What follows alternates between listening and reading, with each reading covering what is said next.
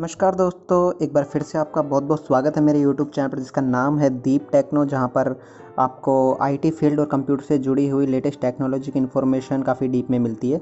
तो फ्रेंड्स, काफ़ी फ्रेंड्स के कमेंट आते हैं कि हमें प्रोसेसर के बारे में बताइए कि प्रोसेसर क्या होता है, उसमें ARM, cortex architecture, A15, A53, A72 या फिर गीगाहर्ट्ज़ जो रहता है 2.5, 1.5 नैनोमीटर, 14, 18, 28, ये सब क्या होता है। और सबसे बड़ा डाउट तो होता है कि quad core and dual core में क्या डिफरेंस होता है। तो चलिए फ्रेंड्स, आज के इस वीडियो में मैं यही आपसे बात करने वाला हूँ प्रोसेसर के बारे में। तो ज़्यादा जानने के लिए देखते रहिए वीडियो आखिर तक। तो चलिए बिना देरी किए हुए स्टार्ट करते हैं।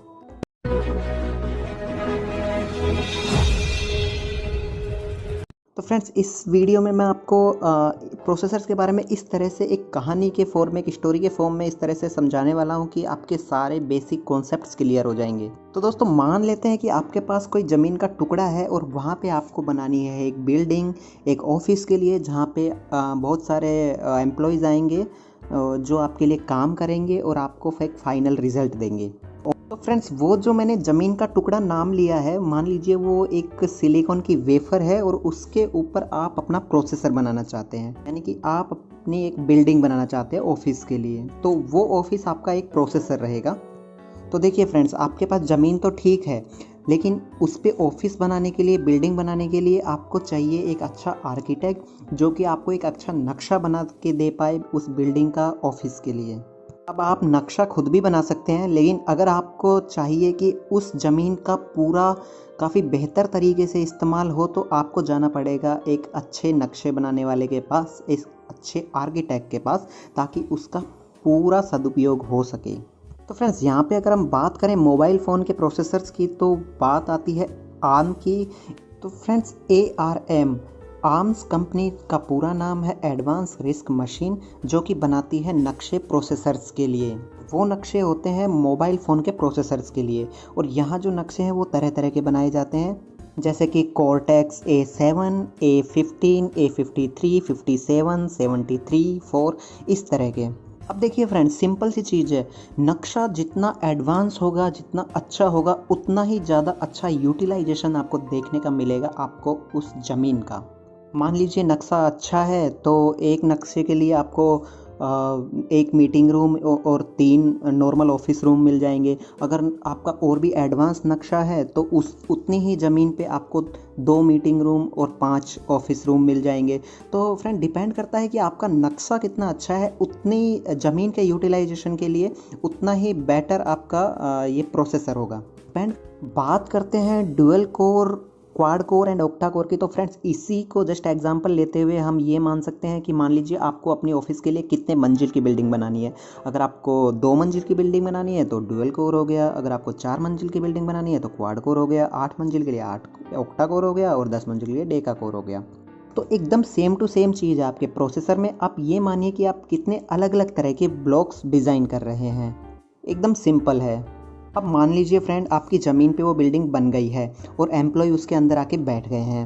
अब मान लीजिए आपके जो ऑफिस रूम बने हैं उनकी दीवारें अगर मोटी मोटी है, तो सबसे पहले बात तो आपकी जगह वेस्ट हो गई, मतलब कि जितनी जगह में और स्पेस मिल सकता था उनको तो वो दीवारों ने ले ली वो जगह।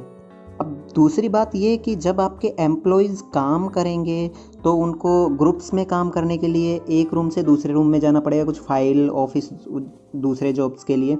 तो एक रूम से दूसरे रूम में जाने के लिए भी उनको बार बार वो दीवार को क्रॉस करना पड़ेगा। तो फ्रेंड्स, इससे ये समझ में आता है कि दीवारें जितनी मोटी होंगी, एम्प्लॉयज़ को उतना ही टाइम लगेगा एक रूम से दूसरे रूम में जाने के लिए, और उनकी एनर्जी भी उतनी ही ज़्यादा वेस्ट हो जाएगी।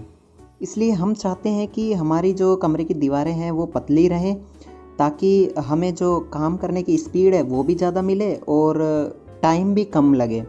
तो यहीं पे फ्रेंड्स काम आती है नैनोमीटर। 14, 16, 18, 20, ये सब जो नैनोमीटर आप सुनते हैं, ये चीज़ सेम इसी में अप्लाई होती है। तो फ्रेंड्स, ये नैनोमीटर ही उस दीवार की चौड़ाई है, उस दीवार की मोटाई है, यानी कि जितनी पतली दीवार उतना ही बेहतर। लेकिन फ्रेंड्स, इसमें एक चीज़ और ध्यान रखने की है कि पतली दीवार पे कभी भी ऊंची बिल्डिंग बनाना कोई आसान हंसी मजाक का खेल नहीं है। और यहाँ पे ये भी इतना आसान नहीं है कि आप दीवार को एकदम इतना पतला बना दो, तो हर एक चीज़ की एक लिमिट आ जाती है फ्रेंड्स। तो फ्रेंड्स ये याद रखिए, जितनी पतली दीवार उतनी अच्छी, उतना ही कम टाइम, रेस्पॉन्स टाइम ज़्यादा बेहतर और उतनी ही कम थकान। फ्रेंड्स देखिए फ्रेंड्स, हमने ज़मीन पे बिल्डिंग बना ली, ऑफिस बना लिए, एम्प्लॉयज़ आ गए, लेकिन अभी दीवारें लगने के बाद दरवाजे भी तो ज़रूरी है ना। दरवाजे नहीं होंगे तो डिस्टर्बेंस भी होगा। तो यहाँ पे क्या है फ्रेंड्स, जो आपके दीवारों के बीच में दरवाजे लगे हैं तो वो एक फ़िक्स टाइम पे खुलते बंद होते हैं। अब आप ये मानिए कि वो जितनी स्पीड से और जितने तेज़ी से वो खुलेंगे बंद होंगे, उतने ही तेज़ी से आपके एम्प्लॉयज़ जो है, स्टाफ मेंबर्स जो हैं, वो एक रूम से दूसरे रूम में जा पाएंगे। तो यहाँ पे यूज में आती है फ्रेंड्स फ्रीक्वेंसी, जिस पे मैं बात करते हैं 1.4 गीगाहर्ट्ज़, 2.1 गीगाहर्ट्ज़, 2.5 गीगाहर्ट्ज़ वगैरह वगैरह। तो फ्रेंड्स यहाँ पे जस्ट नैनोमीटर से उल्टा है कि आपके दरवाजे खुलने बंद होने की स्पीड जितनी ज़्यादा है, ये गीगाहर्ट्ज़ में जितनी फ्रीक्वेंसी ज़्यादा होगी उतनी स्पीड से आपके दरवाजे खुलेंगे बंद होंगे, उतना ही तेज़ी से फ्रेंड्स आपके एम्प्लॉय मूव कर पा रहे हैं। लेकिन फ्रेंड्स इसमें ये ध्यान रखने वाली चीज़ है, अगर स्पीड एक लिमिट से ज़्यादा हो जाती है तो उन दरवाज़ों को ओपन क्लोज होने के लिए पावर भी बहुत ज़्यादा चाहिए। तो ऐसे में पावर कंजप्शन भी बहुत बढ़ जाता है। तो मुझे उम्मीद है फ्रेंड्स अब आप इस स्टोरी से मोटा मोटा समझ गए होंगे कि एक प्रोसेसर का क्या मतलब होता है। मतलब आर्म कोर्टेक्स A5372, मतलब उस बिल्डिंग का डिज़ाइन, आपके जो dual core, quad core, octa core है, वो है उस बिल्डिंग की हाइट। यहाँ पे आपकी दीवार की जो चौड़ाई है वो है आपकी 14-16 नैनोमीटर। फ्रेंड जो गेट खुलने की जो स्पीड है वो है आपकी फ्रीक्वेंसी, जो गीगाहर्ट्ज़ में होती है, 1.4 गीगाहर्ट्ज़, 1.5 गीगाहर्ट्ज़, 2 गीगाहर्ट्ज़ वगैरह वगैरह। फ्रेंड्स यहाँ पे देखिए, अगर ऐसा नहीं है कि कोई भी एक पैरामीटर को आप बहुत अच्छा कर देंगे तो आपका प्रोसेसर जो है वो बहुत अच्छा हो जाएगा। मान लीजिए फ्रेंड्स, आपने जो नक्शा है वो बहुत ही कचरा बनाया है, आपने दीवारें मोटी मोटी बनाई है, आपके दरवाजे भी एकदम ठीक से बंद नहीं हो पा रहे हैं, लेकिन आपने जो बिल्डिंग के हाइट है वो बना दी है 20 माले की। तो फ्रेंड्स वो किसी काम की नहीं है ना। सिंपल सी बात है कि आपके एम्प्लॉयज़ बराबर से काम कर ही नहीं पाएंगे।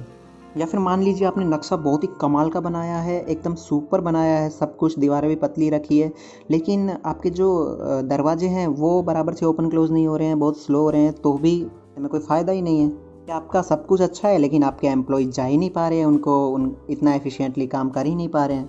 तो यहाँ पे फ्रेंड्स बात आती है बैलेंस की। तो हर तरह से सारी चीज़ों का मिला के जब एक बैलेंस निकल के आता है तो उसे कहते हैं कि ये एक बैलेंस प्रोसेसर है और ये एक अच्छा प्रोसेसर है, और अल्टीमेटली आपको एक best output, satisfactory output provide करता है। तो दोस्तों इस कहानी के माध्यम से उम्मीद करता हूँ कि आपको अच्छे से समझ में आया होगा एक प्रोसेसर क्या होता है, कैसे काम करता है और इसमें क्या क्या टर्म्स होती है। तो फ्रेंड्स अच्छा लगे तो कमेंट कीजिए, लाइक कीजिए वीडियो और चैनल सब्सक्राइब कीजिए ताकि नए नए वीडियोज़ के नोटिफिकेशन ऐसे मिल सकें आपको। Thank you so much.